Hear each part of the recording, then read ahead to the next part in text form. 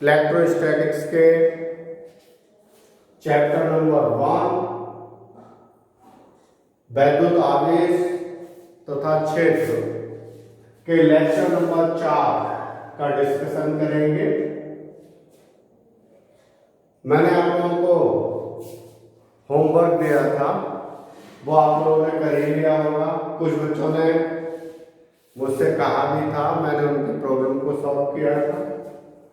आप लोग इस लेक्चर में इलेक्ट्रिक फील्ड के बारे में डिस्कशन करेंगे, है ना।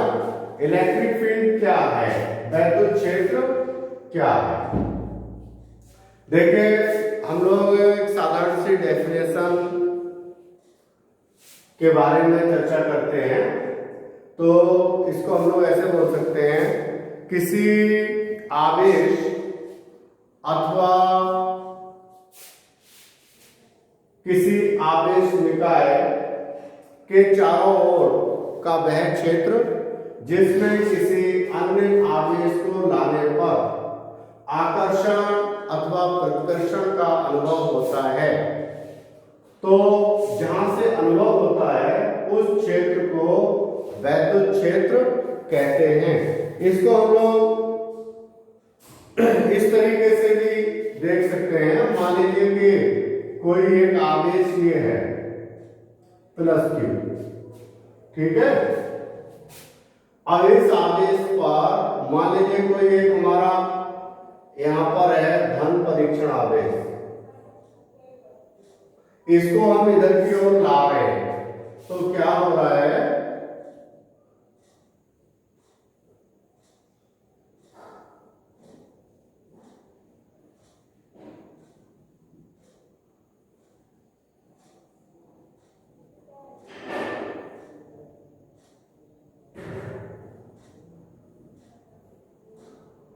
इस तरीके से देखिएगा कंडीशन है।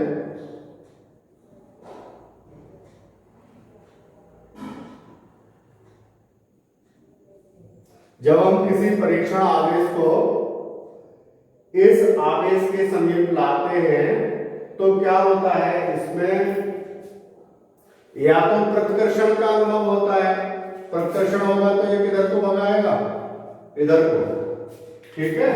ये भी पॉजिटिव चार्ज है, परीक्षण आवेश हम लोग हमेशा पॉजिटिव चार्ज लेते हैं। तो जब हम इसको इसके पास लाते हैं तो इसके पास में आकर के ये किधर को भागता है, दूर को।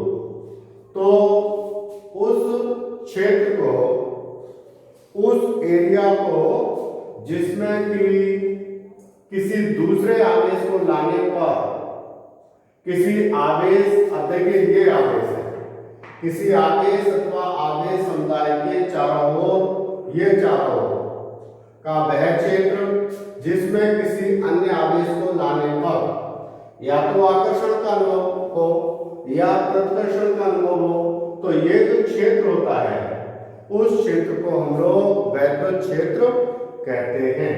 अगर मान लीजिए प्लस चार्ज है तो इस तरीके से इसकी ये सब तरफ के लिए ये जो इसकी क्षेत्र रेखा है हम लोग इनको बोलते हैं, ये इन्फिनिटी तक हो सकती है। तो अगर मान लीजिए पॉजिटिव चार्ज है तो ये कंडीशन है, और अगर नेगेटिव चार्ज होता तो क्या होता, ये -Q होता।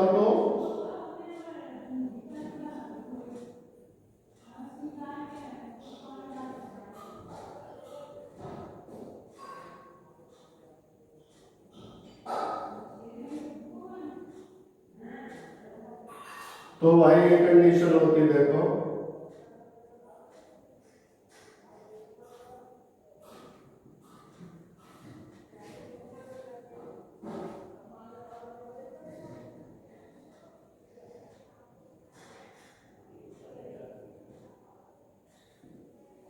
अब देखिए ये Q0 आपका परीक्षण आवेश था।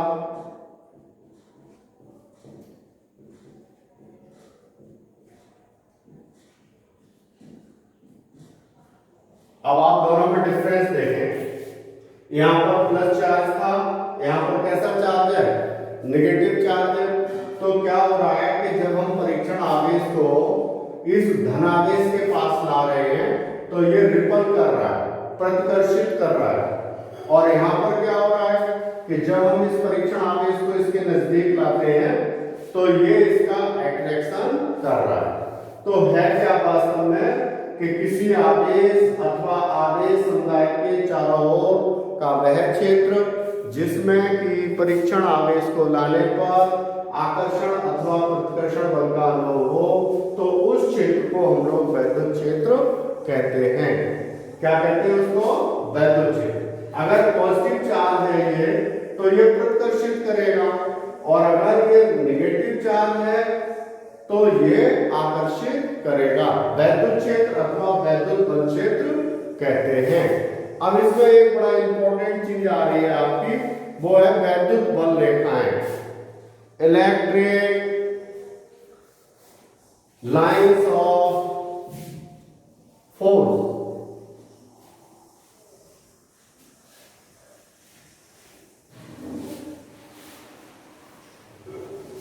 देखिएगा किस तरीके से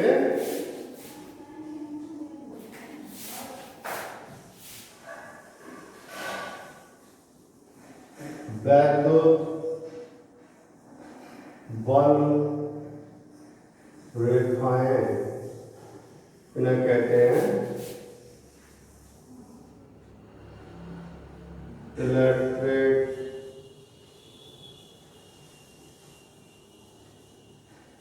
lines of force. Electric lines of force. वास्तव में वैद्युत क्षेत्र जो है इन्हीं बल रेखाओं की वजह से होता है। भाई देखो, जितनी हम लोग दूर चलते चले जाएंगे ना, उतना ही वैद्युत क्षेत्र कमजोर होता चला जाता है, और जितना पास आते चले जाएंगे उतना ही वैद्युत क्षेत्र जो है वो मजबूत होता चला जाता है। कारण क्या है?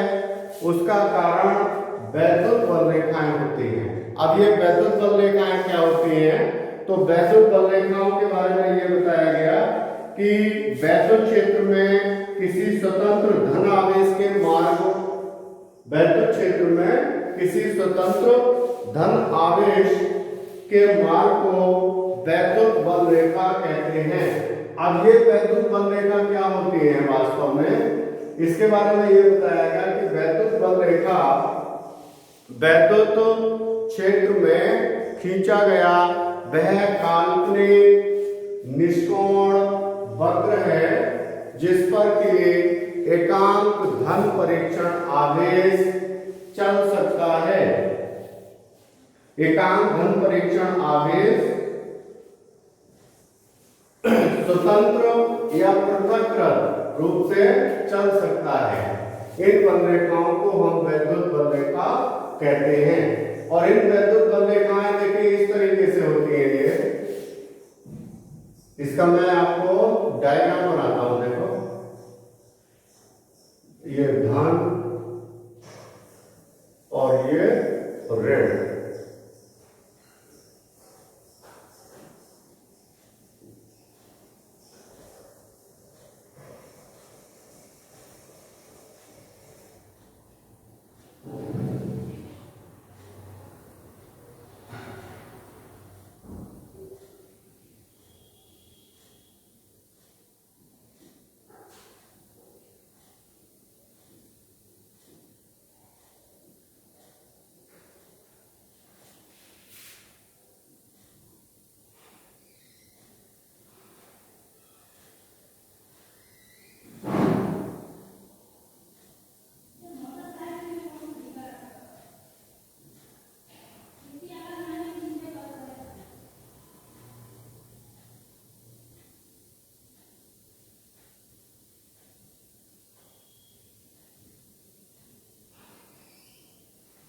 आप देख रहे हैं ना, ये इस तरीके से ये इसका पहला डायग्राम है, ये दूसरा डायग्राम है, और देखिए ये तीसरा डायग्राम है। थोड़ी जगह यहाँ पर कम है। ये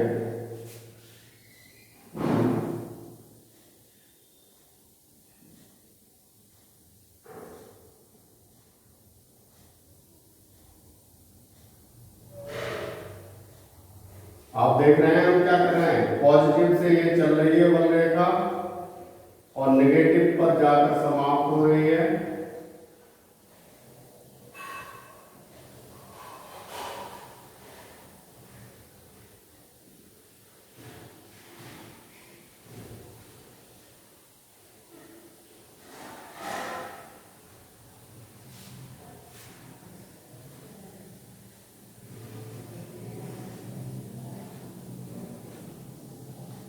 देख रहे हैं आप,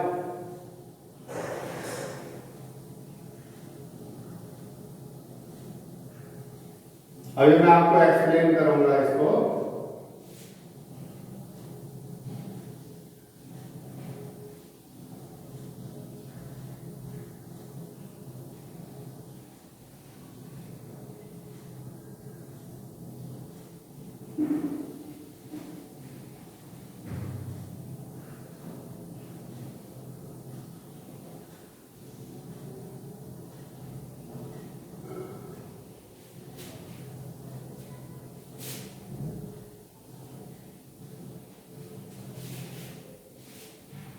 ये थर्ड पोजीशन है इसकी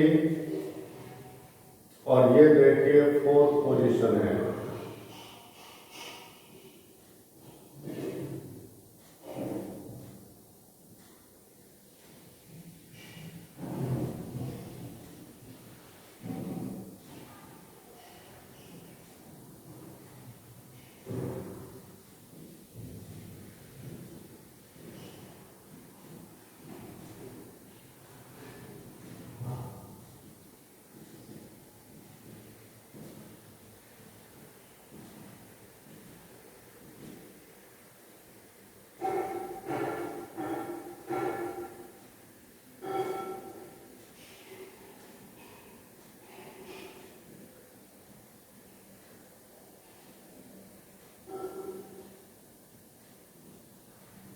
डायग्राम बनाते रहे आप लोग।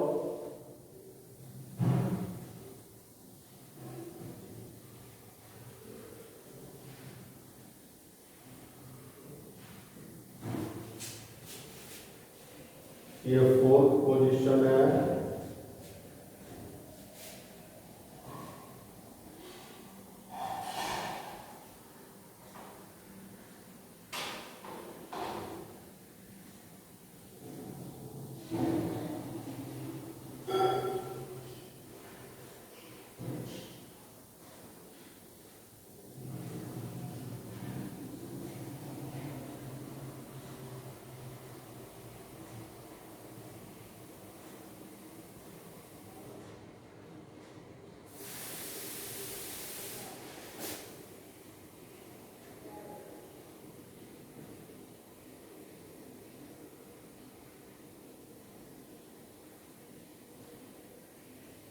Q2, ये आदेश Q1 है।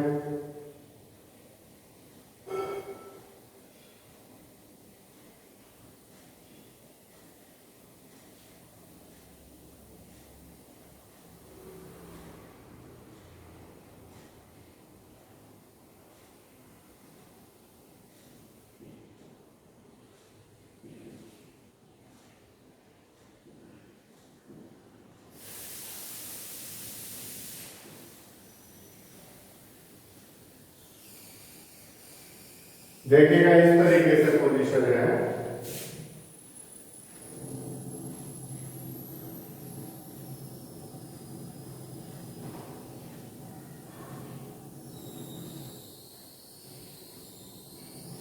ठीक है, अब आप इसके बारे में समझें। ये वैद्युत बल रेखाएं कहलाती हैं। पहली बात तो ये है कि ये वैद्युत बल रेखाएं जो हैं, आप देख रहे हैं ये प्लस चार्ज है, ये माइनस चार्ज है। ठीक है, तो इसमें पहली कंडीशन तो ये आती है कि वैद्युत बल रेखाएं प्लस से निकलती हैं। आप देख रहे हैं इसकी डायरेक्शन बाहर को है और इसकी डायरेक्शन किधर को है, नेगेटिव की अंदर को है। यानी कि वैद्युत बल रेखाएं धन आवेश से निकलती हैं और ऋण आवेश की ओर प्रवेश करती हैं, जैसा कि आप देख रहे हैं डायग्राम नंबर 3। तीसरा डायग्राम देखें आप, ये जो हमने आपको चार्ज दो दिखाए हैं, एक धनावेश है और एक ऋण आवेश है। तो ये जो मैंने आपको डॉट डॉट करके बल रेखाएं दिखाई हैं, ये बल रेखाएं आप देख रहे हैं इधर से चल रही है, ये ऋण की ओर जा रही है, ये इधर से चल रही है ऋण की ओर जा रही है, ये इधर से चल रही है माइनस की ओर जा रही है, ये इधर से चली माइनस की ओर गई, इधर से चली माइनस की ओर गई, ठीक है। और ये इधर से बाहर की ओर तीर है, ये भी बाहर की ओर, ये बाहर की ओर, ये बाहर की ओर, और ये ऋण आवेश की ओर आगे चली जा रही है। तो इस तरीके से हम लोग कह सकते हैं कि कोई भी दो बल रेखाएं प्लस से चलकर माइनस की ओर को जाती हैं।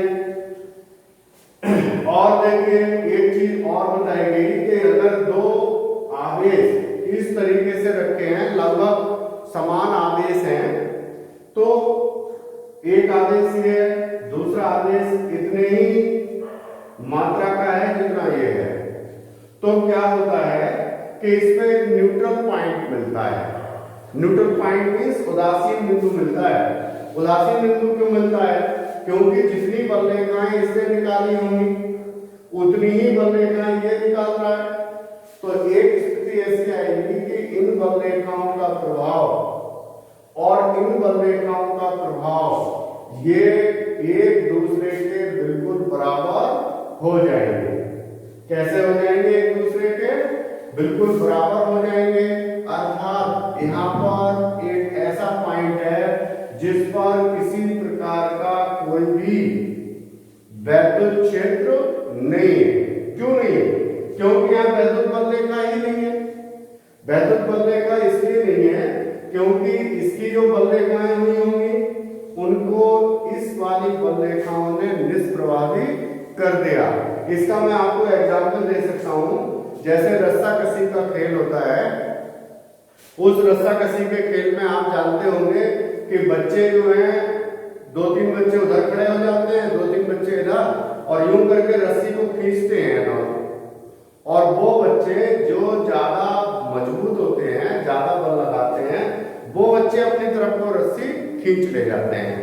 लेकिन यहाँ पर क्या है कि जो रस्सी खींची जा रही है वो रस्सी दोनों तरफ के बच्चे बराबर बराबर फोर्स लगा रहे हैं। जब बराबर बराबर फोर्स लगा रहे हैं तो वो रस्सी किधर को भी खींच ही नहीं पाती है, बल्कि ऐसे एक दूसरे से तनी रहती है।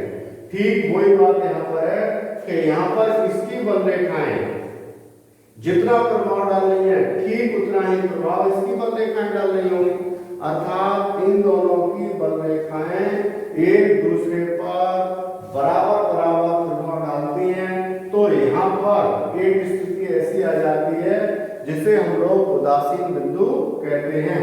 ये उदासीन बिंदु वह बिंदु होता है जिस पर के इन दोनों के आवेशों का कोई भी प्रभाव नहीं पड़ता है। इस पॉइंट को हम लोग उदासीन बिंदु कहते हैं।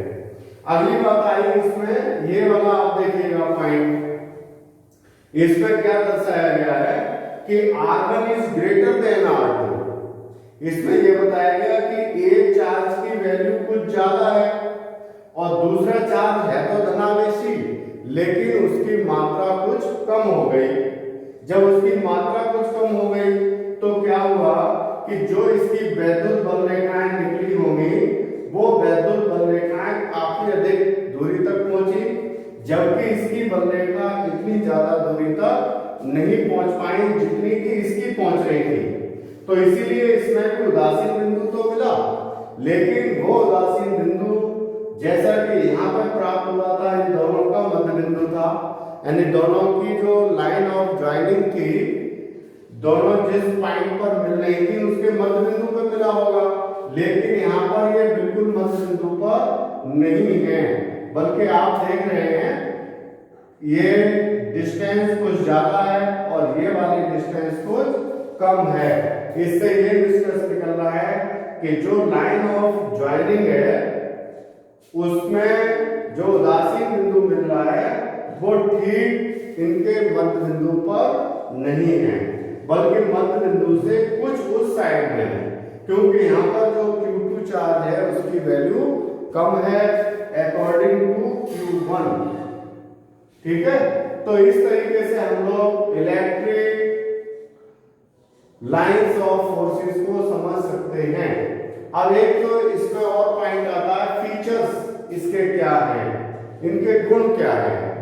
तो गुण आप चाहें तो इसके लिख सकते हैं। इसमें 3-4 पॉइंट हैं। देखिए पहला पॉइंट तो आपका यही हो जाएगा, क्या कि नंबर 1, पहले आप चाहे तो हेडिंग डाल लें कि वैद्युत बल रेखाओं के गुण, ये हेडिंग आप डाल सकते हैं, वैद्युत बल रेखाओं के गुण। तो वैद्युत बल रेखाओं के क्या गुण हैं? नंबर 1, पहला पॉइंट है कि वैद्युत बल रेखाएं हमेशा धन आवेश से निकलकर ऋण आवेश की ओर को जाती हैं। पहला पॉइंट क्या हो गया कि वैद्युत बल रेखाएं हमेशा धन आवेश से निकलकर ऋण आवेश की ओर को जाती हैं। दूसरा पॉइंट है, देखिए इसमें दूसरा पॉइंट भी क्लियर हो रहा है कि ये वैद्युत बल रेखाएं जो हैं वो लचकदार डोरी की तरह होती हैं। आपने देखा है घरों में एक डोरी बनी रहती है जिस पर हम लोग कपड़े उपड़े डाल देते हैं, कहीं कहीं सुखा लेते हैं कपड़े। तो लेकिन ये लचकदार डोरी की तरह है और ये कभी भी एक दूसरे को काटती नहीं है। भाई ये बड़ा इंपॉर्टेंट बात है कि कोई भी दो बल रेखा आप देख रहे हो, ये कहीं भी एक दूसरे को काट नहीं रहे। अब काटेंगे अगर तो वहां पर क्या है, वहां पर दो और स्पर्श रेखाएं खींची जा सकती हैं। इसका मतलब है कि दो डायरेक्शन हो जाएंगी, जो कि असंभव है।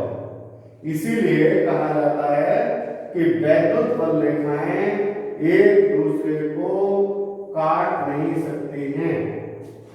ठीक है, और ये कितने पॉइंट हो गए? 2 हो गए।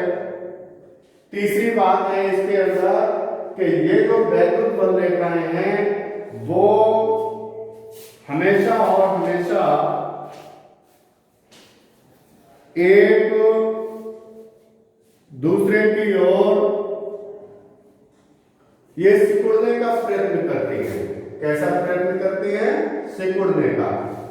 और एक और पॉइंट आप लिख सकते हैं इसमें कि ये जो वैद्युत बल रेखाएं हैं ये अपनी लंबाई की लंबवत दिशा में एक दूसरे से दूर रहने का प्रयत्न करती हैं। इसी कारण समान आवेशों में प्रतिकर्षण होता है। इसी कारण समान आवेशों में प्रतिकर्षण होता है। तो इस तरीके से इसमें 3-4 पॉइंट्स है जिनको आप लिख देंगे। फिर एक बार रिपीट कर दूं जल्दी से। पहली बात तो ये है कि ये बल रेखाएं प्लस से निकलकर माइनस की ओर को जाती हैं। दूसरी बात ये है कि ये लचकदार डोरी की तरह होती है, लंबाई में सिकुड़ने का प्रयत्न करती हैं। तीसरी बात ये है कि ये कभी एक दूसरे को काट नहीं सकती हैं। अगर काटेंगी तो उस पर स्पर्श रेखाएं खींची जा सकती हैं, जो कि 2 दिशाओं को प्रदर्शित करेंगी, जो कि असंभव है। चौथी बात ये हो गई कि ये बल रेखाएं जो हैं वो अपनी लंबाई की लंबवत दिशा में एक दूसरे से दूर रहने का प्रयत्न करती हैं, जिसके कारण इनमें प्रतिकर्षण होता है। तो इस तरीके से हम लोग इसकी 3-4 बातों को लिख देंगे। अब अगला बड़ा महत्वपूर्ण पॉइंट आ रहा है आपका, जिसका नाम है वैद्युत क्षेत्र की तीव्रता, इंटेंसिटी ऑफ इलेक्ट्रिक फील्ड। इस पर हम एक सवाल भी करवा देंगे आपको।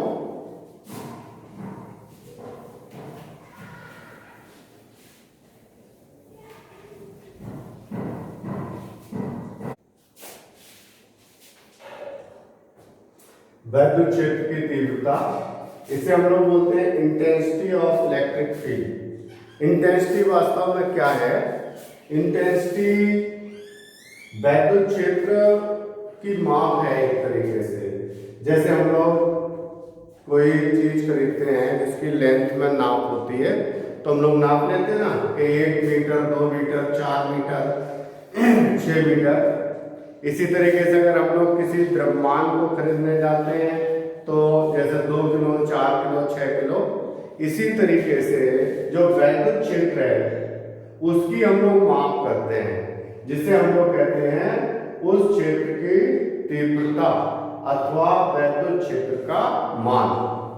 अब इसकी डेफिनेशन क्या है कि वास्तव में क्या होता है कि वैद्युत क्षेत्र की तीव्रता अथवा वैद्युत क्षेत्र का मान एकांक धन परीक्षण आवेश पर लगने वाले बल से मापते हैं। किससे नापते हैं? एकांक धन परीक्षण आवेश पर लगने वाले बल से नापते हैं। यदि वैद्युत क्षेत्र में रखे परीक्षण आवेश Q0 पर लगने वाला बल अगर F है तो उस कंडीशन में हम लोग वैद्युत क्षेत्र की तीव्रता निकाल लेंगे। कैसे? कि वैद्युत क्षेत्र की तीव्रता को हम लोग प्रदर्शित करते हैं E से, है ना? तो E बराबर क्या होता है? अब परीक्षण आवेश और वो भी कैसा? एकांक। तो एकांक परीक्षण आवेश पर लगने वाले बल से मापते हैं, अर्थात वैद्युत क्षेत्र की तीव्रता E बराबर वेक्टर F अपॉन Q0। यहां पर Q0 क्या है? परीक्षण आवेश। F क्या है? इस परीक्षण आवेश पर लगने वाला बल। अब एकांक परीक्षण आवेश का मतलब क्या है कि ये बहुत सूक्ष्म आवेश होता है। तो इस तरीके से हम लोग वैद्युत क्षेत्र की तीव्रता E की गणना कर सकते हैं। अब एक प्रश्न यहां पर आता है कि एकांक परीक्षण आवेश क्या होता है? जैसे हम इसको Q0 बोलते हैं। ये वास्तव में क्या है कि ये बहुत छोटा आवेश होता है जिसे हम एकांक घन परीक्षण आवेश कहते हैं। अब देखो एकांक इसको क्यों कहते हैं? इसकी जो टोटल आवेश से भाग कर देते हैं कुल लगने वाले बल को, तो उसे हम लोग कह देते हैं एकांक परीक्षण आवेश। अब मैं आपसे एक प्रश्न कह रहा हूं कि परीक्षण आवेश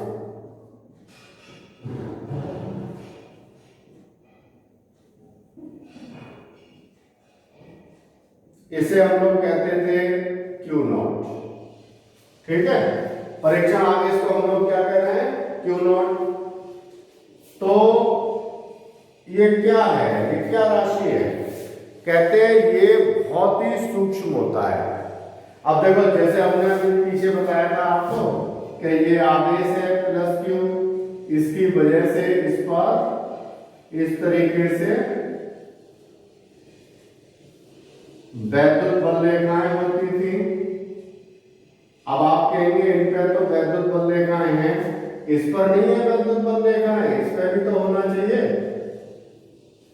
इस तरीके से। लेकिन क्या होता है भाई मेरे कि इस पर कोई भी वैद्युत बल रेखा नहीं होती है, क्योंकि ये बहुत ही सूक्ष्म आवेश होता है, कल्पित होता है। इसके हम लोग केवल कल्पना करते हैं, मन में धारण कर लेते हैं कि ये परीक्षण आवेश है। इसकी वैल्यू लगभग ना के बराबर होती है। दूसरी बात यह कि इसकी यूनिट क्या है भाई? किसकी? वैद्युत क्षेत्र की तीव्रता की। वैद्युत क्षेत्र की तीव्रता की हम लोग अगर मात्रक निकालना चाहेंगे तो बल है हमारा F, तो F का मात्रक क्या होता है? न्यूटन। और आवेश Q0, इसका मात्रक क्या होता है? कूलॉम। कितना हो गया? कूलॉम। तो वैद्युत क्षेत्र की तीव्रता E का मात्रक हो गया न्यूटन प्रति कूलम, ठीक है बेटा, इसको हम लोग शॉर्ट आइडिया में ऐसे लिखेंगे न्यूटन प्रति कूलम। ये इसका हो गया भाई मेरे मात्रा। अब देखो हम लोग चाहें इसकी तो विमा भी निकाल सकते हैं। ये सदिश राशि होती है, अगर हम इसकी विमा निकालेंगे तो विमा क्या हो जाएगी जानते हो आप? विमा हो जाएगी, देखो बल की विमा बटे आवेश की विमा। बल की विमा क्या होती है? m(t-2) अपॉन आवेश। आवेश की विमा क्या हो गई? at। ठीक है, तो इसकी विमा हो गई m(l)(t-3a-1)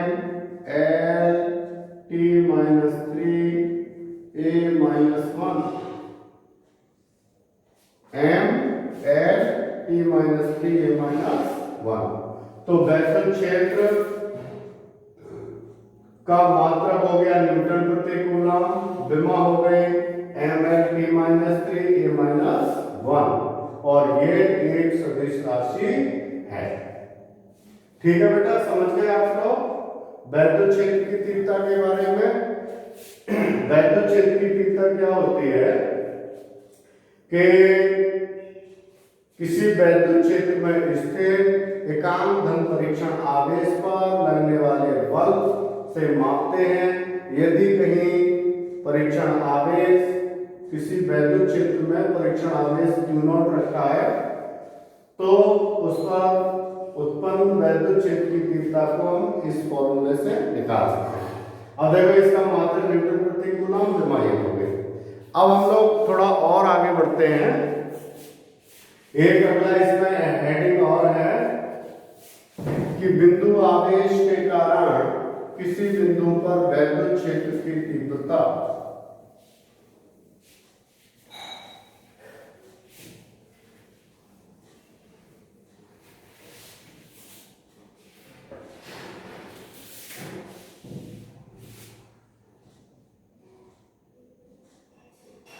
बिंदु आवेश के कारण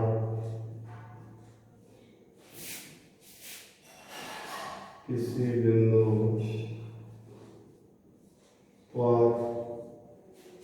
बिंदु आवेश के कारण किसी बिंदु पर वैद्युत क्षेत्र की तीव्रता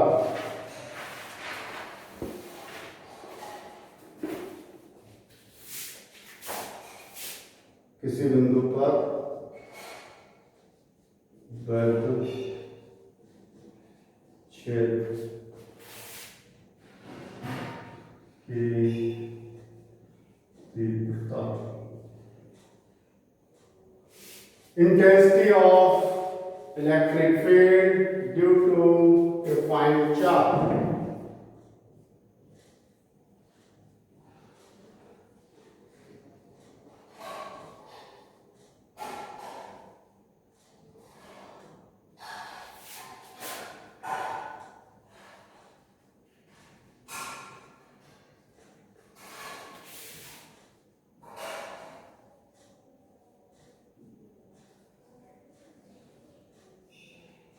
ठीक है बेटा, इस तरीके से बिंदु आवेश के कारण किसी बिंदु पर वैद्युत क्षेत्र की तीव्रता। अब मान लीजिए ये कोई एक आवेश रखा है आपका और इस आवेश से स्मॉल r दूरी पर एक कोई पॉइंट चार्ज है। ठीक है, इस पॉइंट चार्ज पर परीक्षण आवेश है यहाँ पे Q0। तो इस पर आपको वैद्युत क्षेत्र की तीव्रता का मान निकालना है।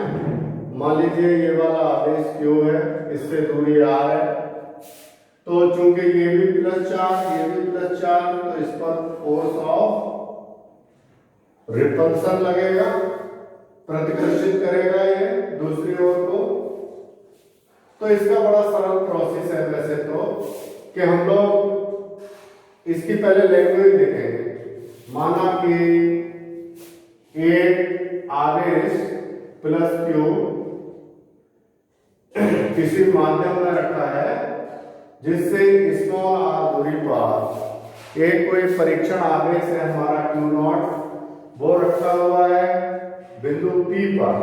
तो इस बिंदु P पर हम इस परीक्षण आवेश की वजह से इस पर उत्पन्न वैद्युत क्षेत्र की तीव्रता का मान निकालना चाहते हैं। तो पहले तो हम लोग कूलॉम का नियम निकाल के लगा के इन दोनों के बीच लगने वाले बल का मान निकाल लेंगे F, और फिर हम लोग जानते हैं जब F आ जाएगा तो E बराबर कितना होता है F अपॉन Q नॉट, और उससे जो है फिर हम लोग इसको निकाल सकते हैं। देखो बेटा किस तरीके से, लैंग्वेज तो फिर मैं नहीं लिख रहा हूं, पहले हम लोग डायरेक्टली कूलॉम के नियम से क्या निकाल लेंगे, कूलॉम के नियम से क्या निकाल लेंगे पहले F, और F बराबर 1/4 पाई एप्सिलॉन नॉट के Q not upon R square. किंतु एक बात हम लोग ये भी जानते हैं कि E बराबर F अपॉन Q नॉट रख दीजिएगा वैल्यू। यहां मैं वेक्टर का साइन नहीं लगा रहा हूं क्योंकि ये वेक्टर राशि तो है ही, पहले ही बता दिया था। तो E बराबर F की वैल्यू रख दी Q not upon R square, और यहाँ 1/4 पाई एप्सिलॉन नॉट के Q अपॉन R स्क्वायर और अपॉन Q नॉट। तो Q नॉट से Q नॉट बैलेंस हो गया, तो क्या आया फिर E बराबर 1/4 पाई एप्सिलॉन नॉट के Q अपॉन R स्क्वायर, ये आया Q अपॉन R स्क्वायर। अब निर्वात अथवा वायु के लिए निर्वात अथवा वायु के लिए क्या बात हो जाएगी, K = 1। जब K का मान 1 हो गया तो E बराबर 1/4 pi epsilon not Q upon R square Newton प्रति कूलॉम। तो इस तरीके से हम लोग बिंदु आवेश के कारण किसी बिंदु पर वैद्युत क्षेत्र की तीव्रता का व्यंजक प्राप्त कर सकते हैं। आपको इस सवाल इस डेरिवेशन की जरूरत पड़ेगी जब आप इसके न्यूमेरिकल्स को करेंगे। तो कई जगह आपसे चार्ज दिया रहेगा, डिस्टेंस दिया रहेगा, E का मान पूछेगा, कभी कभी E दे गई होगी आपको, Q दिया रहा होगा, R पूछेगा, कभी कभी E और R दिया होगा, Q पूछेगा। ये तो आपकी स्टैंडर्ड वैल्यू है जिसका वैल्यू आपको पहले ही पता था 9.0 × 10⁹ ठीक है। तो इसकी मदद से हम लोग निकाल सकते हैं। अब ये तो था भाई, मैंने बात आपकी थी कि एक परीक्षण आवेश था, ठीक है, और एक ही ये आवेश था जिसकी आपको वैद्युत क्षेत्र की तीव्रता ज्ञात करनी थी, जिसकी वजह से पॉइंट P पर। अब मान लीजिए कहीं ऐसी बात हो जाए कि ये आवेश एक नहीं है बल्कि ऐसे कई आवेश हैं, तो क्या करेंगे हम लोग, तो वैद्युत क्षेत्र की तीव्रता कैसे निकालेंगे। तो उसके लिए जो आपको हमने पीछे पढ़ाया था, एक पढ़ाया था आपको लॉ ऑफ सुपरपोजिशन, बहुल आवेशों के बीच बल, कूलॉम के नियम है, जिसमें दो आवेश नहीं थे बल्कि कई आवेश थे।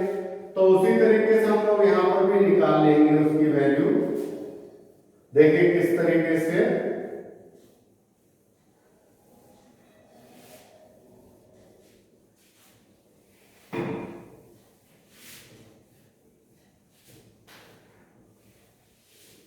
मान लीजिए कई आवेशों को मिला करके एक निकाय बनाया गया, जैसे ये आवेश है, एक है मान लो Q1, दूसरा है Q2, ये माइनस का है, और तीसरा है Q3। ठीक है,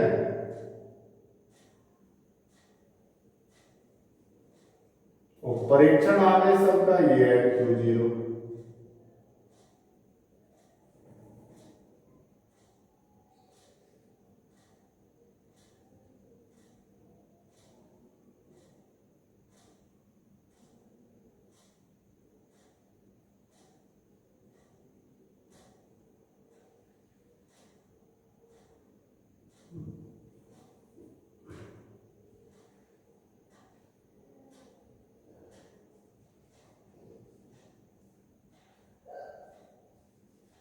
ये Q1, Q2, Q3। अब देखो Q1 पॉजिटिव, ये भी पॉजिटिव, तो ये क्या करेगा, प्रतिकर्षित करेगा। ये पॉजिटिव, ये भी पॉजिटिव, ये भी प्रतिकर्षित करेगा। और ये नेगेटिव, ये पॉजिटिव, तो ये क्या करेगा, आकर्षित करेगा। ठीक है, तो इस तरीके से हम लोग इसकी डायरेक्शन निकाल सकते हैं। अब हम लोग क्या निकाल सकते हैं भाई, इसकी वजह से इस पॉइंट P पर रखे हुए परीक्षण आवेश पर वैद्युत क्षेत्र की तीव्रता का मान लीजिए E1 आ गया। इस -Q2 की वजह से यहां पर उत्पन्न वैद्युत क्षेत्र की तीव्रता का मान लीजिए E2 आ गया। यहां पर वैद्युत क्षेत्र की तीव्रता का मान लीजिए E3 आ गया। तो अध्यारोपण का सिद्धांत क्या कहता है कि इन सबका अगर मैं वेक्टर योग कर दूं तो कुल तीव्रता हमें प्राप्त हो जाएगी।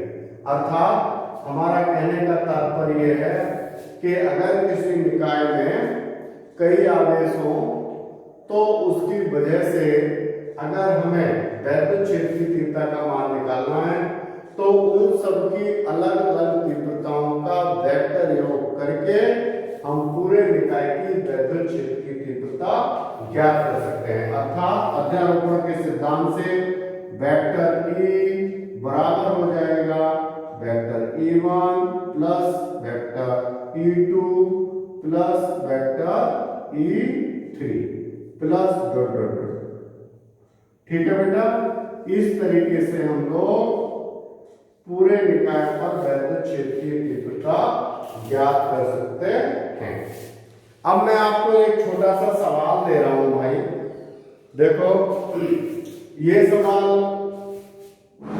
वैद्युत बल रेखाओं से रिलेटेड है, बहुत छोटा सा सवाल है लेकिन आ चुका है ये एक बार बोर्ड में। देखिए इस तरीके से कंडीशन है, एक ये आवेश है कोई Q1, ये वाला आवेश है Q2,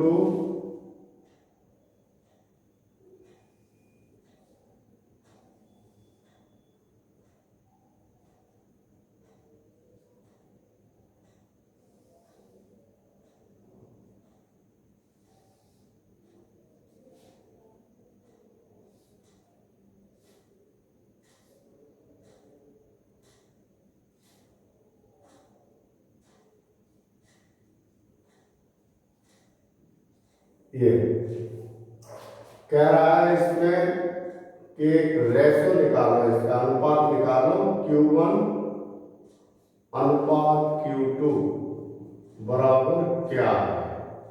ये कहना चाह रहे हैं कि इन दोनों का जो अनुपात है वो क्या है। तो देखो इस सवाल को करने के लिए हम लोग क्या काम करेंगे, सबसे पहली बात तो ये है कि हम लोगों को ये पता होना चाहिए कि जो आपका Q1 है उस Q1 पर कितनी लाइंस हैं, लाइंस वैद्युत बल रेखाएं हैं।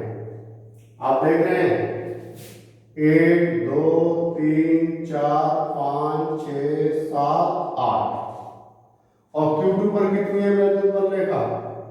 1 2 3 4। तो हम इसकी मॉडुलस वैल्यू निकालेंगे, modulus of Q1 upon modulus of Q2 is equal to 8 upon -4। Q1 पर कितनी है? 8। Q2 पर कितनी है? 4। -4 क्यों है? क्योंकि आपको पता है कि वैद्युत बल रेखा हमेशा और हमेशा प्लस चार्ज से चलती है और माइनस चार्ज द्वारा पर ग्रहण की जाती है। यानी यहाँ पर ये जो वैद्युत बल रेखा है वो आ रही है और आएंगी तभी जब ये नेगेटिव चार्ज होगा, इसलिए हमने इसको माइनस रखा, इसको प्लस रखा, 4 से काट दिया, 4 × 4 4 दूनी 8 यानी कि -2। तो इस तरीके से ये बस ये इसका आंसर। तो इसमें Q1 और Q2 का जो रेशो है वो -2 है। तो इस तरीके से ये आपका वैद्युत बल रेखाओं पर आधारित प्रश्न था। तो आज का लेक्चर बेटा इतना ही है ये। अब अगले लेक्चर में हम लोग फिर मिलेंगे। तब तक मैं आपको और सवाल भी दूंगा अगले लेक्चर में। ठीक है बेटा, आज के लिए इतना ही। Thank you.